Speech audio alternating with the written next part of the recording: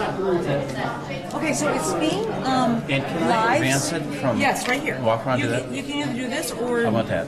And this also has your pointer on it if you need that. The only caveat is you need to stand by the microphone or near it because we're streaming it live and we're also recording it. Yes, you can do that, absolutely. So there's that. But if I want to sit down? I can get you a chair. Do you need a chair? I just have one nearby. All right, I'll do my best. What might be better? That's okay.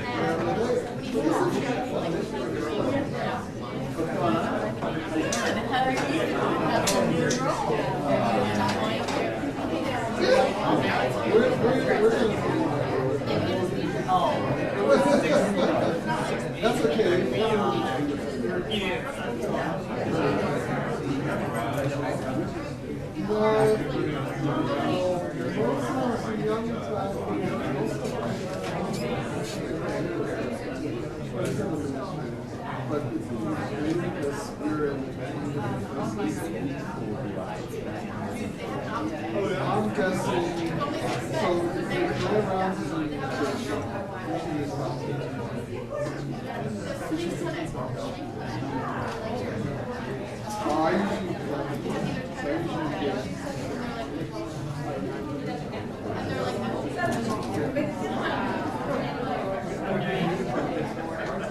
I don't know, it's really depends. And so typically we have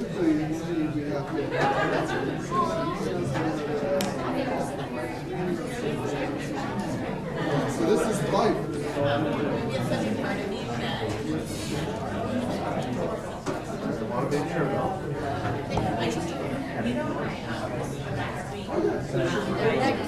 What would you like? There's tuna, there's vegetable, there's so maybe we should pull on the side. Which one? What kind do you want? Is that? So we have this is for the queue. Oh, And this is for you. This is in the room, and then this one goes to my camera. okay, got it. So I need to stand close-ish for that. Yeah, that would be the best. Yeah, I'll do my best. And I'll have this up here. Mike, I'm just going to put it over Thanks, here. John. So Thanks, buddy. there's enough people coming. Good. Let's see how it goes.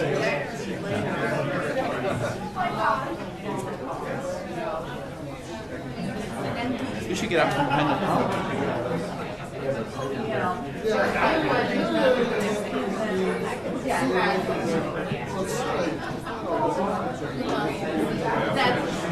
Yeah, just that one little word, and it'll go. And I remember that because I saw the mutation, and I said, why are we doing this whole thing? Yeah. So that's where, yeah.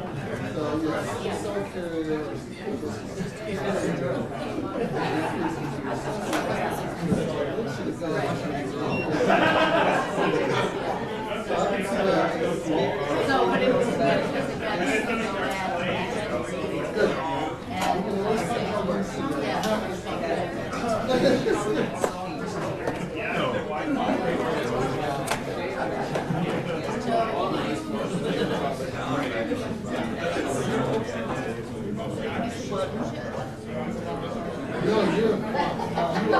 I just didn't want to be in the line of the camera. So I said her to not be in the line of the camera. Yeah, do you want me to do this? Yeah, I'll introduce you.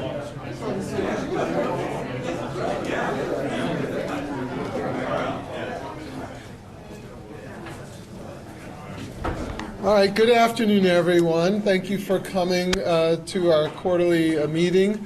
Just to let you know that we are live streaming this to anyone who signs on. For this meeting, we have a lot of changes going on with our structured University of Michigan Medical Group, and the new director of the University of Michigan Medical Group, Michael Mahong, who's also the former chair of surgery, is going to tell us about the medical group, some of the changes and some of the things going forward that affects the way we are going to practice here at the University of Michigan and hopefully improve patient access and throughput, et cetera. We do have some challenges. You'll probably hear about some of them, and I think Dr. Mulholland's going to make this a little more conversational and get some input and feedback as well.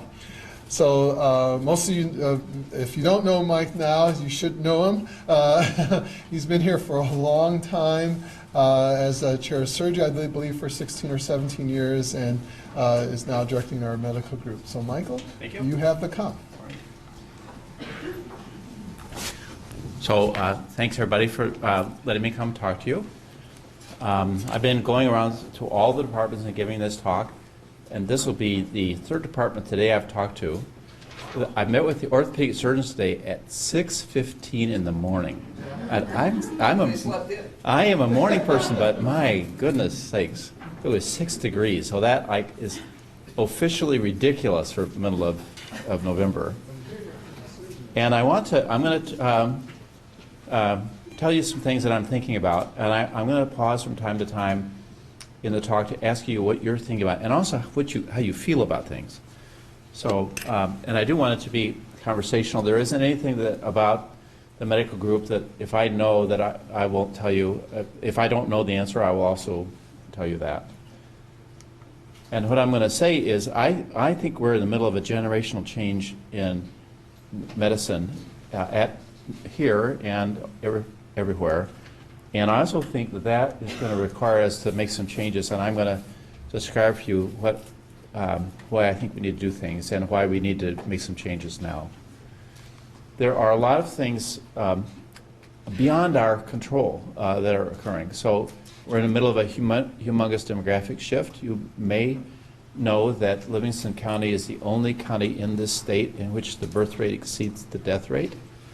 The state, our country, is becoming older, and so the diseases of aging are increasingly prominent. That's beyond our control.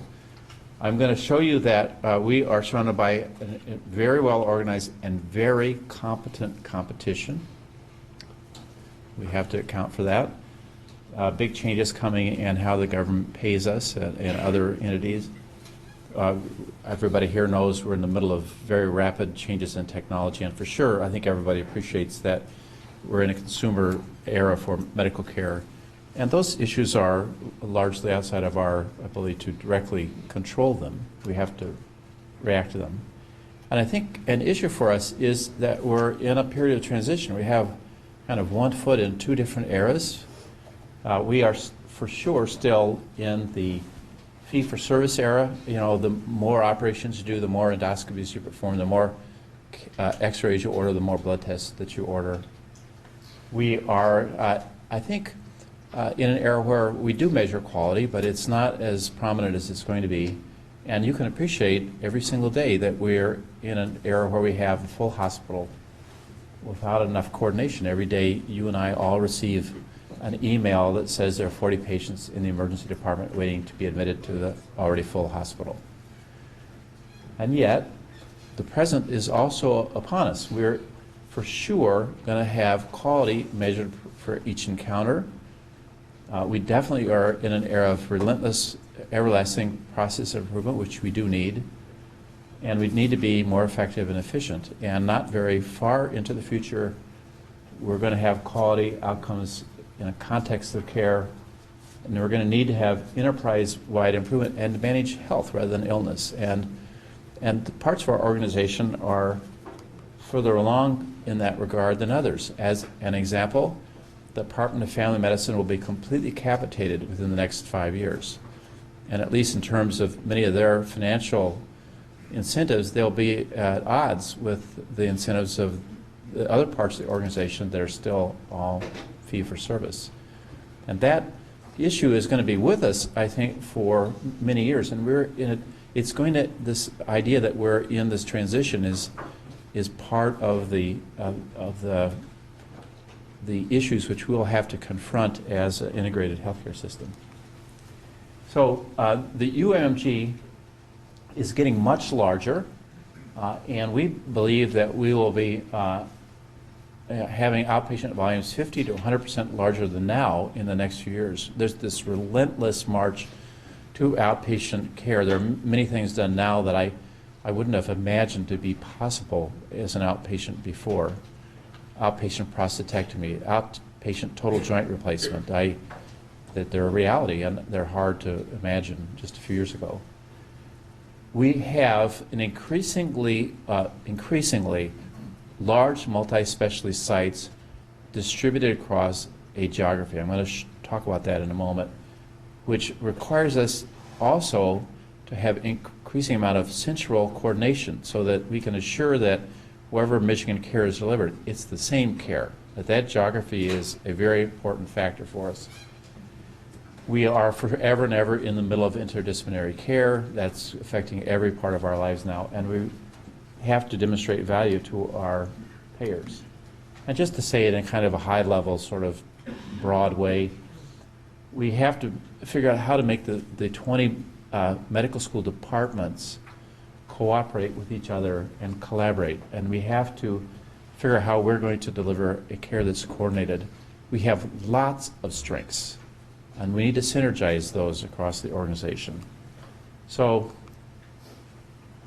if you were to think about it, we are pretty far along the way in evolving from a system in which our care was pretty narrow and largely organized and delivered by single departments into an era in which we now practice in a multidisciplinary fashion and in which the ambulatory care will always and forever be delivered across departments within our medical school. We believe that about 70% of the ambulatory care will be delivered at these large sites within the next couple of years. And this is a huge evolution.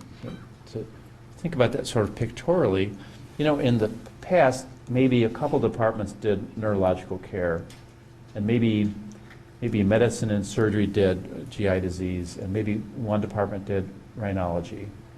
But these specialties are now co-localized in these large sites where they practice in a multidisciplinary environment, and we're now co-localizing the support services. So therapies delivered peripherally, radiology services delivered peripherally.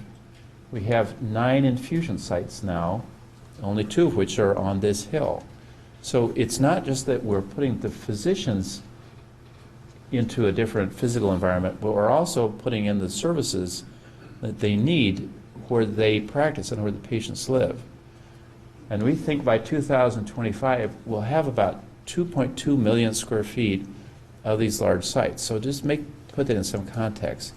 The new Mott Hospital is 1 million square feet. So if you can imagine more than 2 of Mott's, that big site, in Washtenaw, Livingston County, and Western Wayne County, that's a really, it's a way of thinking about it physically.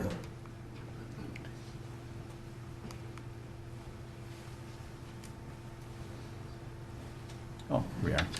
And if you've practiced here for a while, I'm going to walk you back through the last 15 years to tell you, I think you can now clearly see what's transpired over that 15-year period of time. I think the most important single event occurred in 2008, in which Dr. Spollinger convinced the various departments to become RVUIs and to form the medical group. Before that time, the 20 clinical departments individually contracted for physician services, billed for them, collected for them, and individually paid themselves off that basis. And in 2008, we became a comprehensive group that contracted jointly, collected jointly, paid our bills jointly, and delivered the funds back in an RVUized fashion to the departments. That group now encompasses 2,400 physicians, so it's grown really tremendously large. It's now a $560 million professional organization. In 2014, 2 other signal events occurred. We built Northfield 1, and we acquired our interest in Mid-Michigan Health, headquartered in Midland, about 100 miles north of us.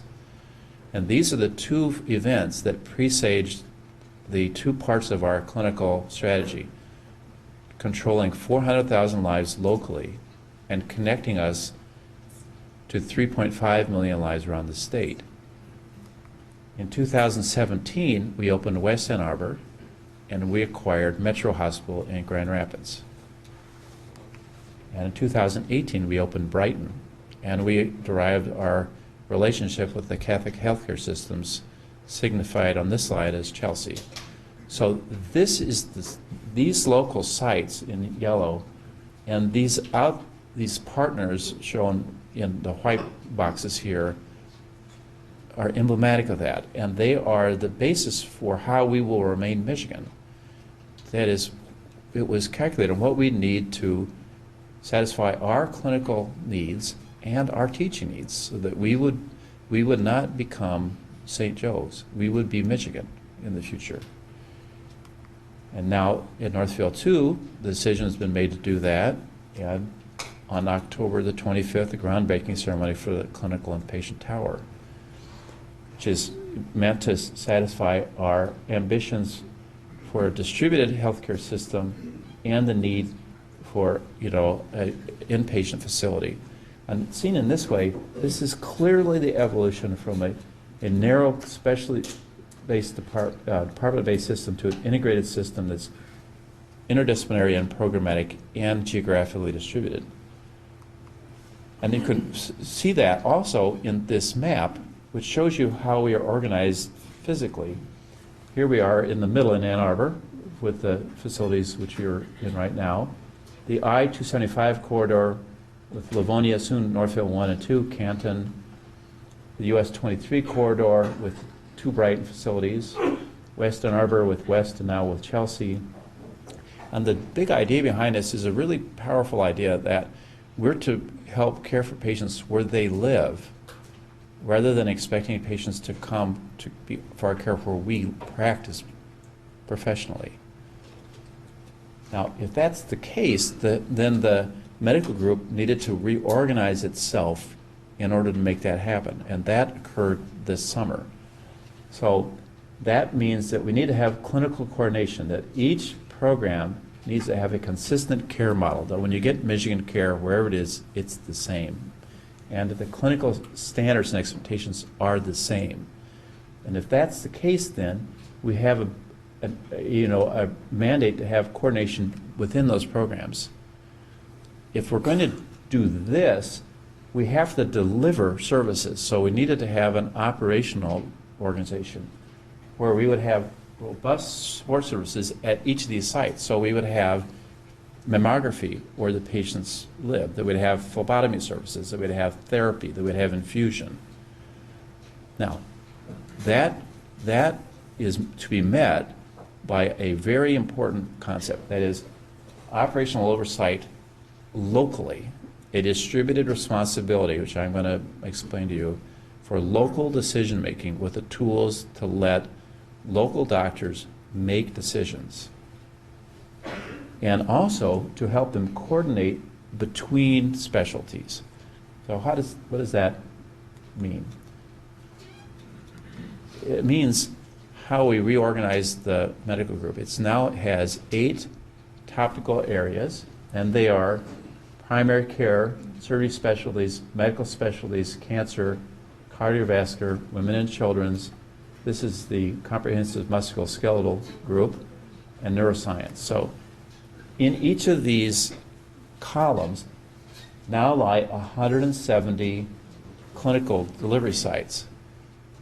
So, and I'll show you the people in charge of these. So they're organized topically like this. Another area is diagnostics, which is meant to reorganize how we deliver information. Not only traditional radiology and pathology services, but new information, next-gen sequencing, genetic information, visual information that's visual, like retinal images or other visual information, in a way that's helpful for the doctors working in these groups. The other areas, the ancillary, the ambulatory procedures, which are far-flung surgery groups and endoscopy services. And these are the people that lead that. So this is the cabinet of the UMMG. It'll soon be enlarged to 14 people, but the people in the Department of Medicine that are circled in red that lead these areas. And then if you go down through the layers of this, you can see in primary care, the internal medicine leads in this area. And at another level of primary care, the other IM faculty involved with that. Medical specialties.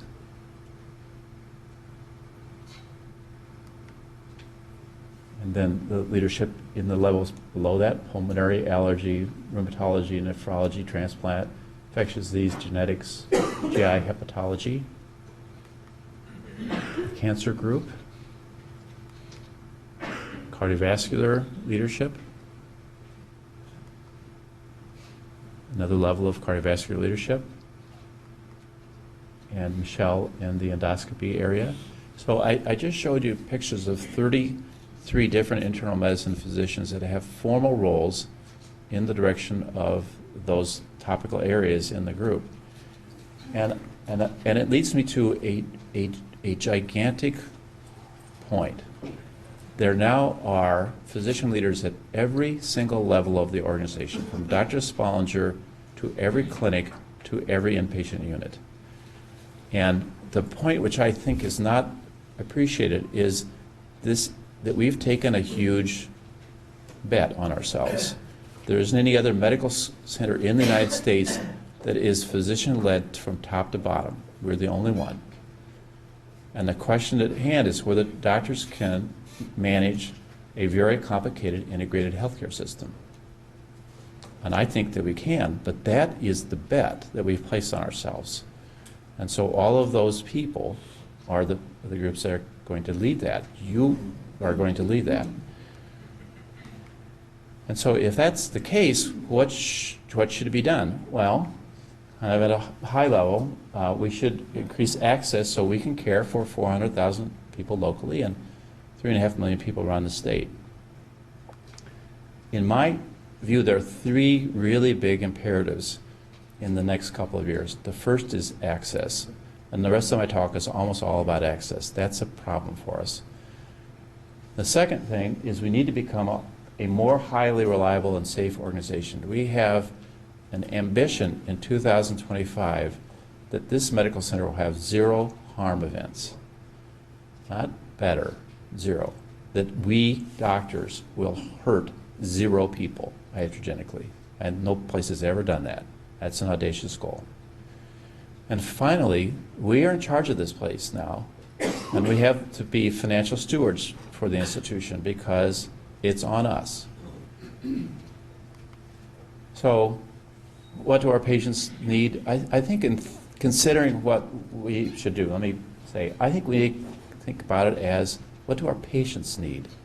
They need these things. They need our help in understanding what they need to do for self-care. They need access. They need clarity. And they need a doctor's appointment when and where they need it. So what does this place look like from the patient's perspective? From patient's perspective, it's filled with delays and confusion. Patients call us. In order to call us, they have to navigate 250 separate phone lines. And when they call us, it takes, on average, 16 minutes before a human being picks up the phone. Then the human being gives an appointment. And the average time before they get seen is 60 days here. And then they come, and they arrive at our clinics, and it's inefficient. It's hard to get them in the room to get their vital signs and boarded. And then, God forbid, they need to see somebody else when they leave the clinic. So what does that mean? Well, 8% of people hang up the phone because they will not wait 16 minutes for a human being to pick up the phone. 8% of people abandon us before we even pick up the phone. And we make them an appointment, and we tell them it's 60 days, and 13% of the people don't show up, and that is because they won't wait 60 days. That they'll go somewhere else. Today at Michigan, this morning, there are 21,125 referrals that we have made to somebody else at Michigan that somebody is working to fill today. That wasn't done when the patient left the clinic. And every single day, there are 21,000 referrals that we gave to somebody else here that is still waiting to be filled every day. And across all our departments, the average longest appointment is 206 days. There are many departments in this medical school where the next appointment is more than 365 days from now. And that's just not okay. It's not good enough. And we have not made substantial progress. These are two data points from the top bar is fiscal year 19. This is fiscal year 18. The red is the proportion of patients we've seen in 2 weeks. The blue is the fraction we see in 4 weeks. And you see, on average, across all of our medical school, just 46% of our patients in 2 weeks. And when we do, it's an average of 60 days, and that's been the same for several years. We have not made substantial progress. And we sit below the 25th percentile for academic medical centers, not for private places, for academic centers. So this is, we're in yellow here. This is our time for seeing the number of fracture patients we see in 2 weeks. And 75% of the academic centers in the United States are better than us. We're below the 25th percentile. And when you ask the patients what they think about that, did they get their urgent care appointment as soon as they thought necessary? Did they get the routine appointment as soon as they thought necessary? We're in yellow. And we're below the 50th percentile for what the patients think about us. And I want to walk you through this slide slowly and explain it. And then I want to ask you what you feel about this. So I have forever had this incredible pride at Michigan, and that is the notion that there isn't anything we can't take care of. No matter how sick the patient is, no matter how worried the doctors were, you could just send us your patients, have them come to Ann Arbor. We'll take care of them. There's nothing we can't do. Well, what do those doctors think about us? This is a survey of our referring doctors. The top bar here is 2014, and the bottom is 2018. This is the doctor. The overall experience of referring patients to Michigan Medicine, excellent, 56% in 2014, a decline of 15% in just 4 years in 2018. The likelihood to continue referring patients to Michigan, 71% in 2014, a decrement of 16% in just 4 years. Now, look at this. This is promoters and detractors. Promoters are doctors that talk us up to other doctors. And the detractor in red are doctors that talk us down to other doctors. So the net positive view of us by referring doctors was 70%, declined by 17% in just 4 years. When you ask them why that is, there are two gigantic reasons that come out. Access. It's really hard to get a Michigan doctor to see your patient or send them to us.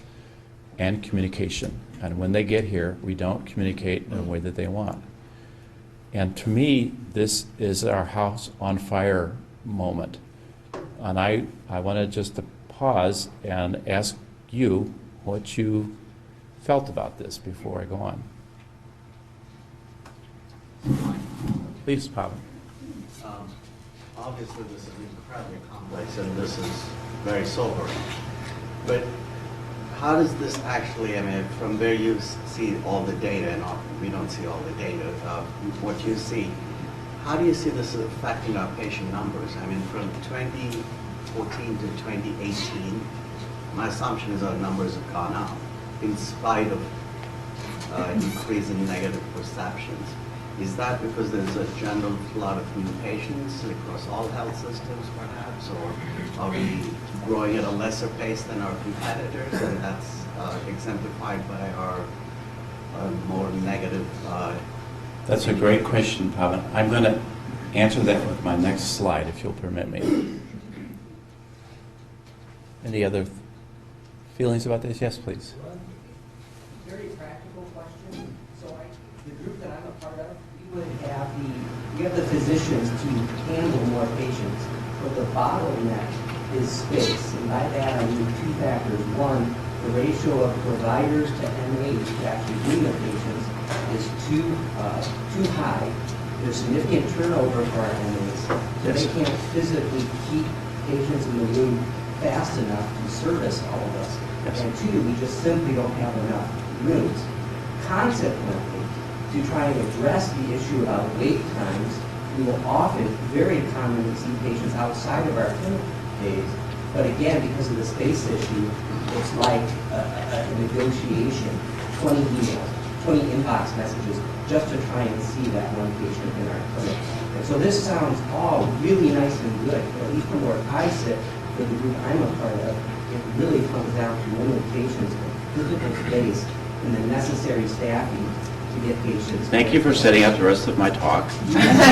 What kind of practice do you have? In the cancer center. within- You're an oncology doctor. All right. So, all right.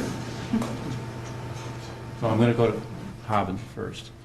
So his question related to the patient. So this slide, I'm going to show you two different groups of patients. The first are patients that come to us from Henry Ford Allegiance, so that from Jackson, which you can see a declining number of patients there, and from the Beaumont system, a declining number of patients there. Now, look at the effect of our statewide network. This is the Mid-Michigan increasing referrals, and through our Sparrow Health System, which we now have a working relationship, an increasing number. So I want to make a point about these two systems, Pavan, in relation to your question. These are very competent systems. In the state of Michigan, the largest number of liver transplants are not done at Michigan. They're done at Henry Ford. They can do what we can do. In the cardiac surgery realm, there's nothing that we can do here that cannot be done at Beaumont. They're very competent organizations. And what's happening because of these things, particularly you can see this in cardiac surgery, is we're backfilling with less complicated patients. And because of our access problems, the thing that made us Michigan, the ability to care for the things that other people can't care for, is slowly being eroded. And we have to make sure that we have room for those things that no one else can care for. And we have to make sure also that these groups which are aligned with us are well cared for. That if a doctor at Mid-Michigan calls us, we have to be able to say yes to them. Now I'm going to go on. I'm going to kind of skip through here and get back to I'm going to get to the question about the physical space in just a moment. The point I want to make at this is this is our problem. We are in charge of this organization now, and it's our obligation to fix it. And so I want to show us there's a way that we forward for this. Physical space is not the issue. We have 2,108 examination rooms across the ambulatory care network. And this is the overall utilization of those exam rooms. It's shown in the top as a room view, which is a 52-week-a-year view. In the bottom, an MD room, which is a 46 weeks a year, assuming that doctors take vacations and go to meetings. But the general point is we use less than half of our rooms. It's not physical. It's a coordination issue. And we now have provided to every one of the physicians at the local level tools by which they can manage this. This is a heat map. We know the room utilization of every room, every day, every hour for every physician at Michigan. And this is a week of the day of the week heat map for one of those. It's in blue because it's in the 40s. This is Brighton here, and you can see it's all blue. I think I can show you this in a clearer way in this slide. So if you look at the the right-hand side of this slide, left-hand side of the slide, This is last year by day of the week. And I want you to look at the blue first. This is Tuesdays. Last year on Tuesdays, we saw 511,000 patients. And last year's on Friday, we saw 403,000 patients. So whatever it is, we can see at least 511,000 patients on Fridays. We have the same rooms open, they're heated, they're air conditioned, and the same people we're paying to be there, but they're a lot less busy on Friday. This is largely a coordination issue about how we deploy people around the area. Now, I do think that we have mismatches on MAs and staffing. I'm going to get to that in a minute. But the general notion that we don't have enough space is not true. We do have enough physical space. Yes, please. How is room utilization defined in the sense that I would agree with the comment that was previously made that my sense is that we're being told that rooms are not available. And, you know, is room utilization the presence of a patient in the room? Does it include the turnover time? So previous patient turnover to the next patient, and that's where the MAs, for example, may be an important factor. Is just simply that that room was not in use that day because it was a Friday. I don't know that I understand. There's a disconnect between what I feel like I'm experiencing versus what your charts say. And I appreciate that. So I can, maybe in a different conversation, I can get you all the ways we measured it. But basically, the way we determined the presence of it was the presence of a patient in a room determined by when a series of things about when the computer in the room was touched. When the patient's boarded in the room, the computer is activated. When they leave the room, activated. And then it was confirmed by on-site visits where people watched to be sure that it wasn't just that the patient was in the room, but they weren't putting in the vital signs and meds and things like that. But it was a series of EMR measures compared to hours of operation, and then a whole series of direct observations across the various kinds of practices here that confirmed that the measures were right. So about half of it, and I think one way you can appreciate that is in this statistic here, is that there's a huge variability in how many patients we see by day of week, and the rooms are the same. So there must be some element of coordination there. Yes, please. Yes, I think I can answer part of that question in oncology. Many of our treatment regimens, of course, are IV and require an infusion therapy center and are multi-day regimens. For that reason, it's really difficult for us to see many of our patients on a Friday because of a multi-day infusion. Yeah. So then we need to think creatively about how to use those Fridays that are otherwise not usable for that reason.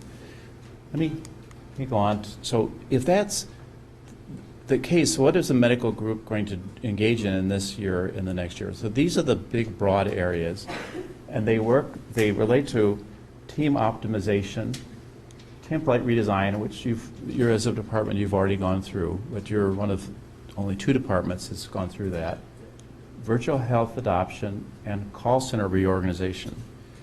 And since you've gone through the practice optimization, this will be familiar to all of you about how the teams are deployed, the things that they look at, the process. I won't spend time with that for you guys. But I do think that there are 2 really big areas here, a hard area and a harder area. So the first is to be sure across this giant organization that the pre-visit prep is right. So when the patient arrives in neurology, the MRI is already loaded. When they come to the oncology clinic, that the slides have been read. That when they see the vascular surgeon, that the angiogram is in hand. So we're working hard to make sure that that happens.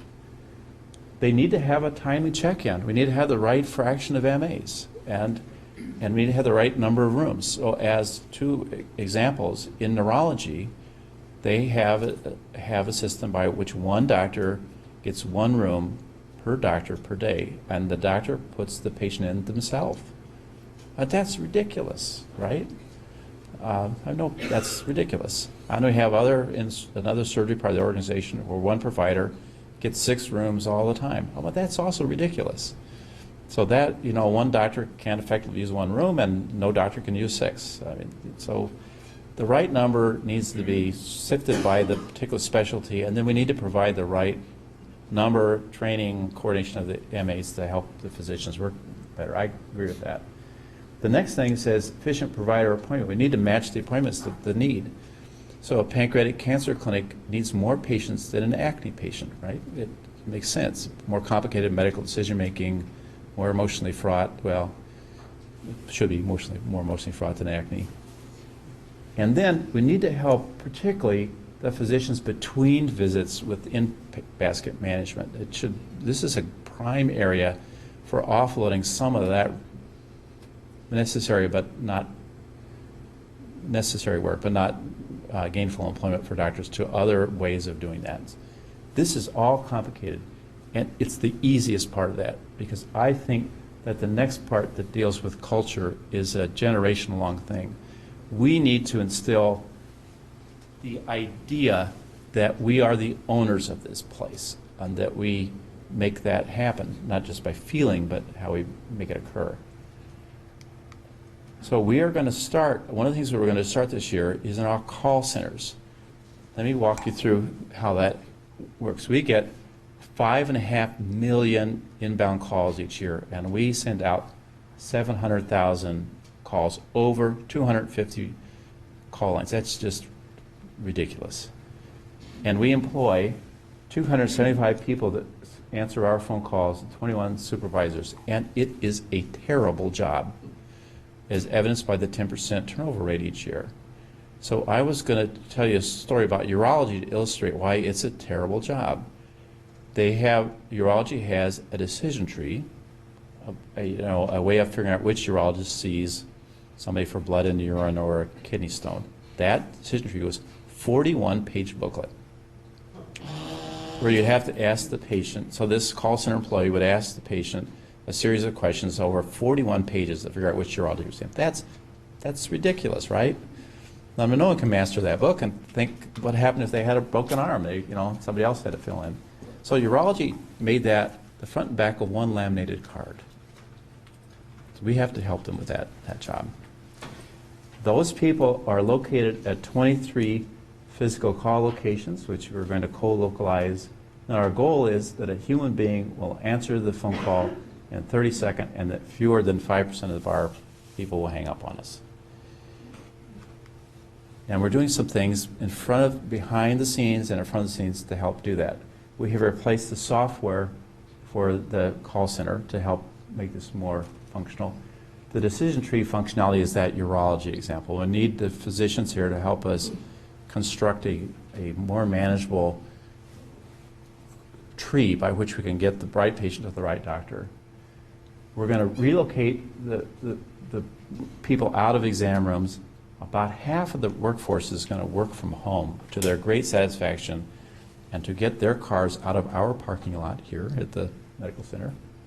And we're developing a service delivery model, and that is we're going to connect a series of small call center pods connected directly to the specialists that work here, so that they would know the individual doctors and their specialty, and give those people a view of the network capacity and the ability for those people to plug those patients into open slots without having to ask permission of the physicians will they see them, and without requiring our patients to call us to get this done.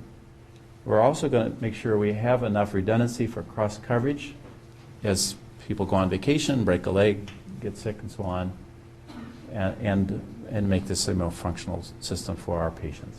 That's a big thing in the next 18 months. We're also going to make it more than just a telephone answering service. So we're going to take the nurse triage. We're doing an experiment this year in family medicine in which between 5 p.m. and 7 a.m. the calls are triaged to nurse clinicians who can take care of the problem in the moment. And one of the side benefits of this is that the patients no longer are instructed to go to the emergency room. They're just given an instruction on what to do. We're going to do some common sense things to let patients directly schedule.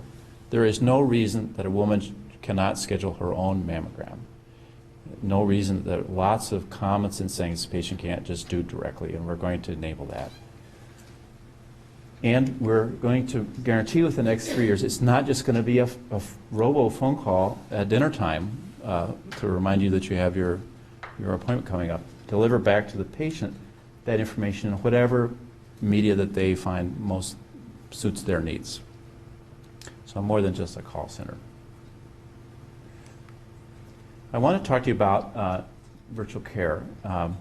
We're going to make a big push this year to increase virtual care, and I'm going to focus on e-visits and video visits. They are the same thing, except for the timing. So they are provider-to-patient interaction. A video visit's in real time, and an e-visit is in a time disconnect. And I'm going to tell you, it's way fun and low tech. So I do video visits, and this is what I use. So when I see my post-op, when I see my post-op patients now, it's on my schedule. There's a little camera, and when they get on the line, they can see me at 10 o'clock in the morning or 7 o'clock at night. And when they come on, a little camera gets green, and their face appears here, and mine appears here. And then when I see them, I dress like a doctor. So I don't like see them in my bathrobe. I look like this, and I have a nice background, so it's kind of neutral. So what do you think the most common place that they are? Close. Well, where do you think? They're in their kitchen. Yeah. The second most common place is their place of work. So I have a fun thing I do with them, which is I try to guess what room they're in. Kitchen. And the least common place I've encountered my patients, in a tree.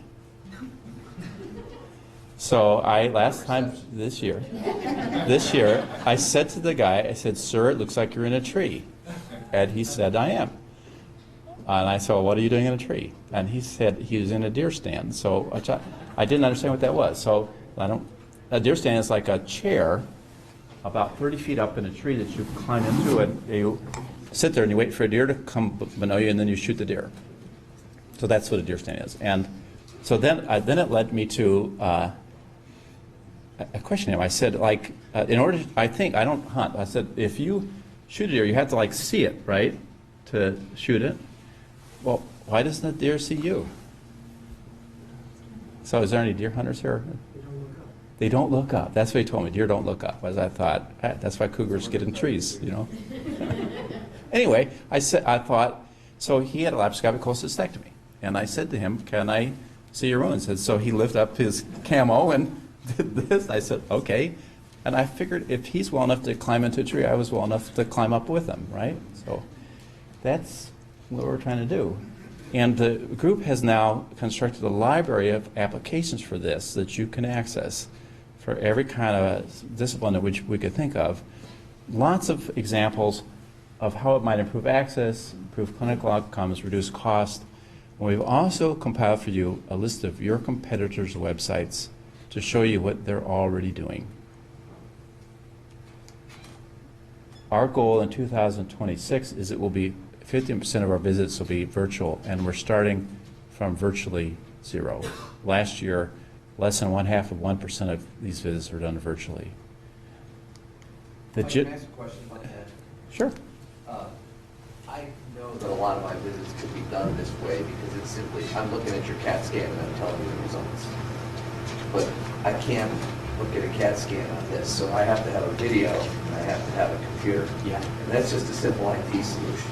Yeah. So I can do a lot of this. So we're asking for this one's to give us champions to do the use case, which is exactly the patient population, and therefore the technology to do that would be different.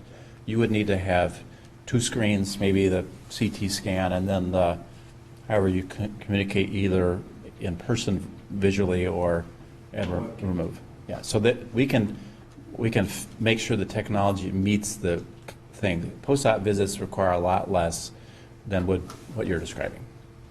Okay. Yeah. The reimbursement, is that set for the televisits by CMS and other insurers and providers, or is that still evolving? It's evolving. So Medicare in the state will pay for e-visit, but most insurance companies will not at the moment. I believe 2 years from now, a year or 2 years from now, that it will be a universally covered thing, but it's not.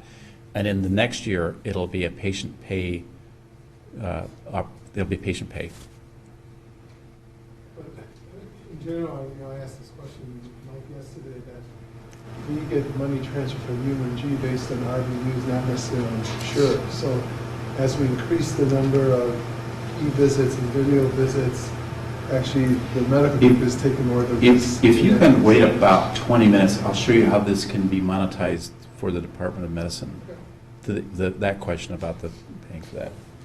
So our goal is that we will become a virtual first medical center. All right, I'm going to talk fast.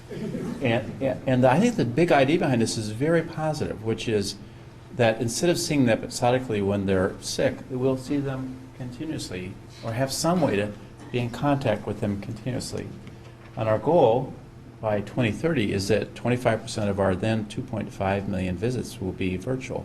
And we're starting from less than 10,000. So we have to accelerate that. So that I'm going to next to show you an example of something that's counterintuitive to the Department of Medicine, which is what the surgeons are doing this year to illustrate a larger point to come back to. And that has to do with the cost of supply chains. This relates also to cardiology and GI in your department. We have, they're expensive, supplies are expensive, and we have a big opportunity to help reduce costs here. Dr. David Miller and I visited Mayo Clinic, the University of Utah, and UCLA to see if this is feasible. And these two places are a lot like us, so they have done a lot to help us think about this. The doctors are going to be asked to be engaged in negotiation with vendors for the first time, to develop a lean supply list of our procedures, and then to help a leaner list for the instruments. Last year we did 57,000 operations at the University of Michigan, and there were 15,000 separate supply lists. That's, of course, that's ridiculous. So we need to make that a smaller number. And I'm going to show you the people that raise their hand to do this. These people in cardiology and cardiac surgery, including 2 from your department, 2 in endoscopy from your department, 2 in OB/GYN, 4 in orthopedic surgery, 3 ophthalmologists, 15 in the Department of Surgery, 6 in urology, 5 in otolaryngology, 2 interventional radiologists, 5 in neurosurgery. I just clicked through 50 faces. So the first of the big points I want to make is I want the UMG to be participatory. Those people were given executive authority to make decisions. They were asked to do these things, to consolidate the list into a supply chain, smaller number of operations, to work on the supply list, and then to work with a different group. So I'm going to show you how that plays out. They were asked for the first time to partner with the professionals that negotiate our contracts. And doctors have never been asked to do that before. Now, they were also asked to do that because the doctors were asked to assess the trade-offs. If we do go with one artificial hip over another, there's a trade-off. And to give their clinical input. As a clear example, we had 4 vendors for artificial hip.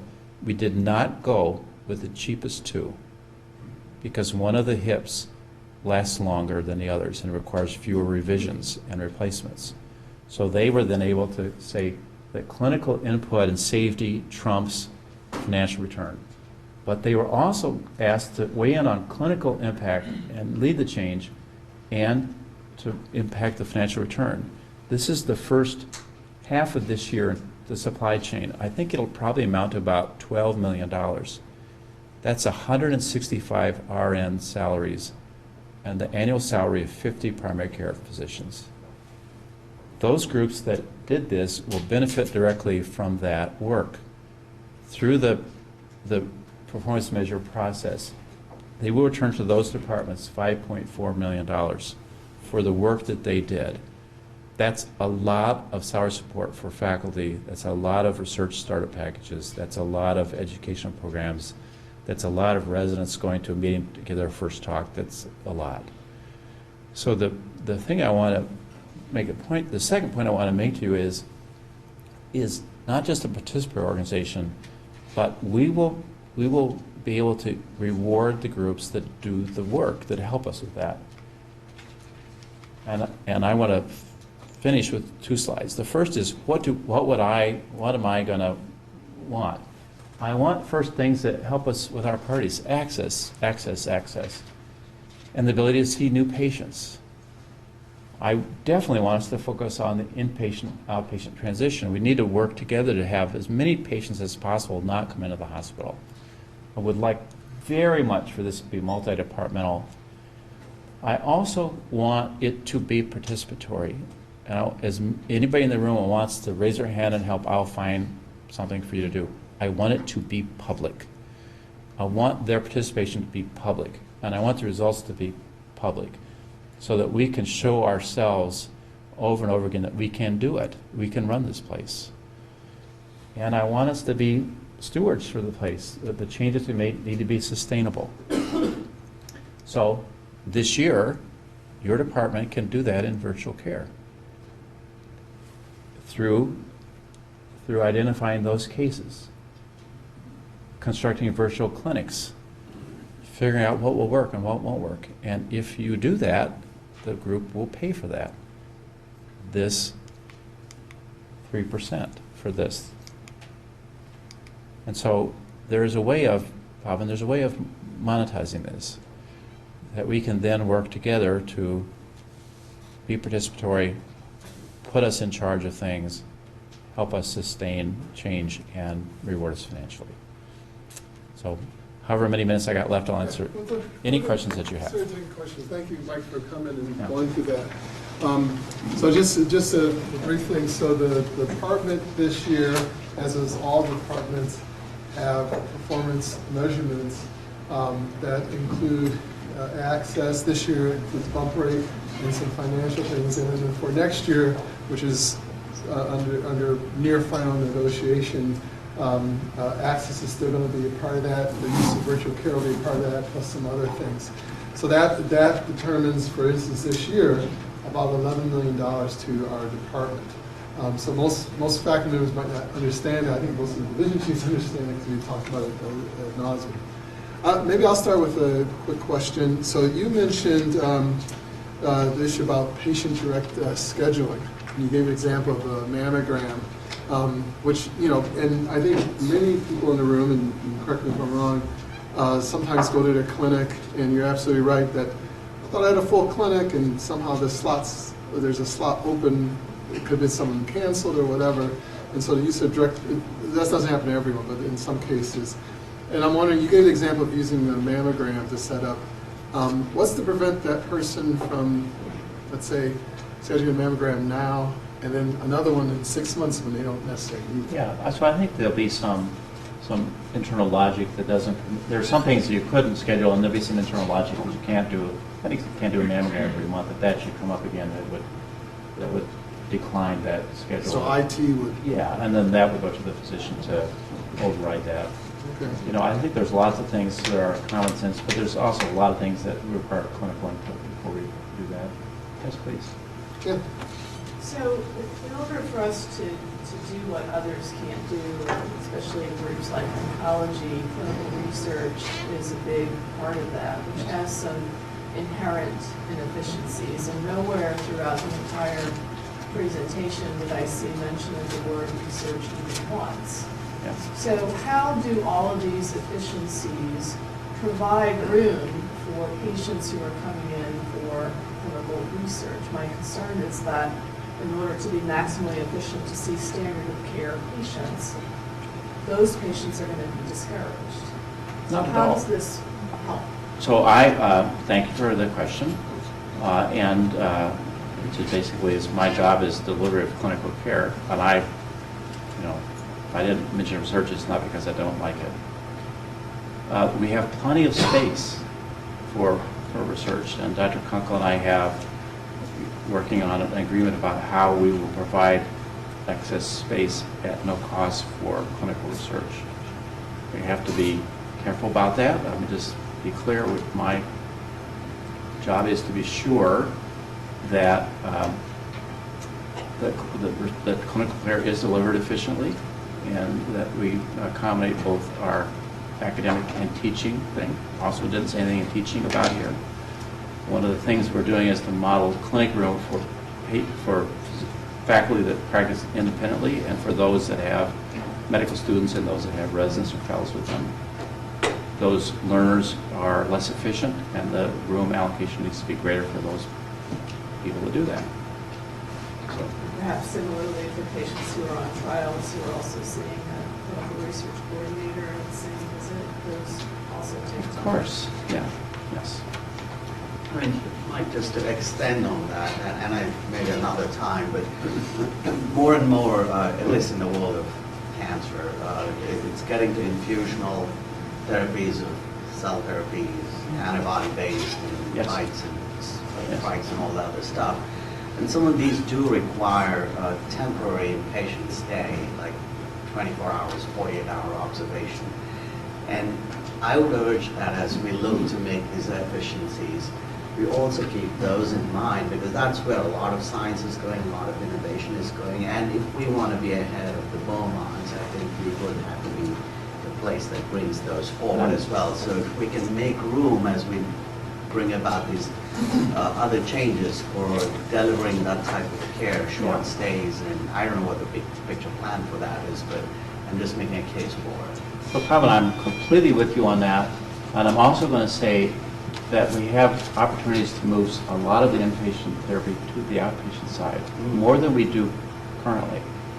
And rather than, and I'm going to give you a non-oncology example of that.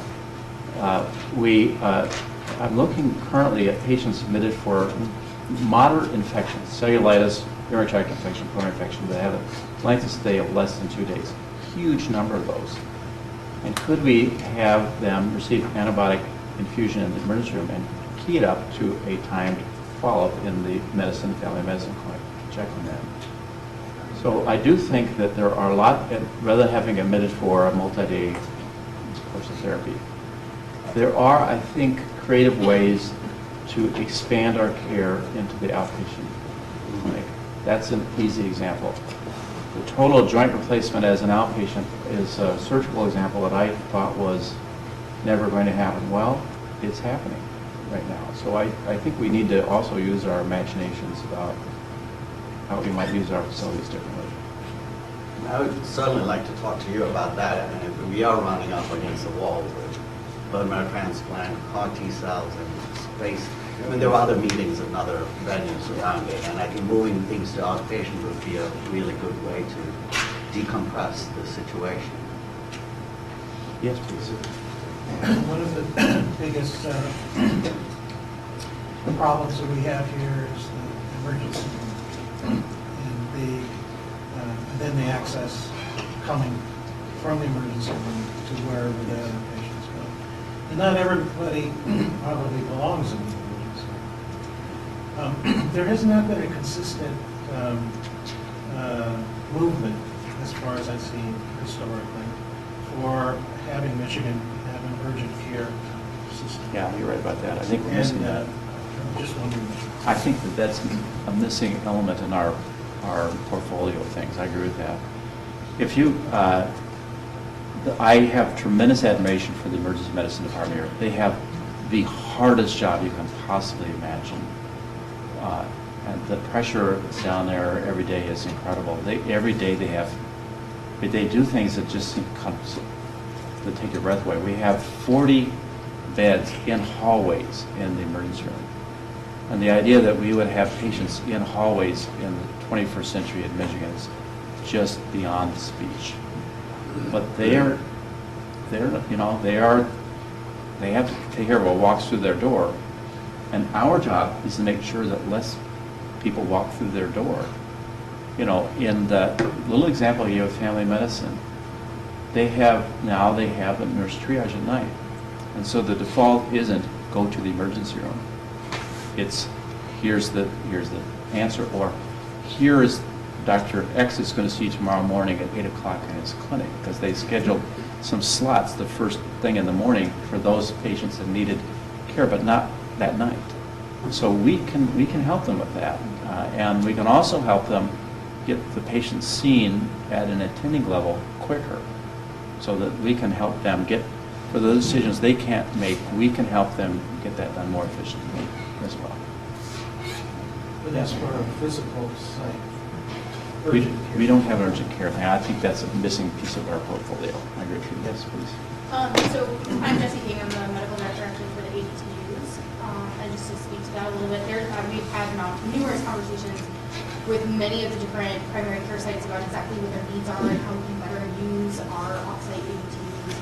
And it will be starting in January, hopefully, if the scheduling works out, having more urgent care type visits in some of our ADTU sites.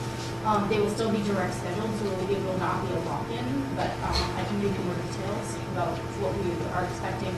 But I agree, based on, talking to Brighton, you talk to the people at Brighton, the nurses are sending their patients when the physicians want them to go to the ER, they're sending them to St. Mary's and other local hospitals. They're not sending them to our hospital. They even go to St. Josie, Yeah. cares in to IHA as well. And so, this is something, I end up being their sounding board as we go to find out what their needs are. But yeah, I agree that the urgent care need is out there. So I think that I want to get back to that in the middle of that thing where I said, this is our problem, and we are charged with fixing it ourselves. We have to own that. And it's a great and terrible problem. The occupancy here is 100%. And every academic medical center is just like this. Many community hospitals are emptying out. The Chelsea occupancy is 29%. It's 15 miles from us. So they have an opportunity, and we have an opportunity to move a lot of our low-intensity services to that site, and we're going to do that so that we can have more CAR-T patients admitted, more cardiac surgery patients admitted, more invasive cardiology patients admitted here. So, and we're going to move low-complexity surgery out, so higher complexity oncology can come back here. But, and even though our hospital is full, it's a great problem because if we're at 29%, we'd all be fired. I think we're over time, but I want to thank Michael for coming to us.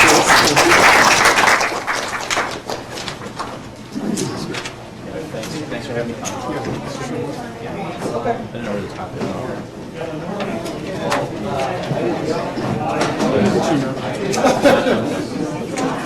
Those are the things that at some point, and to move some of these things down,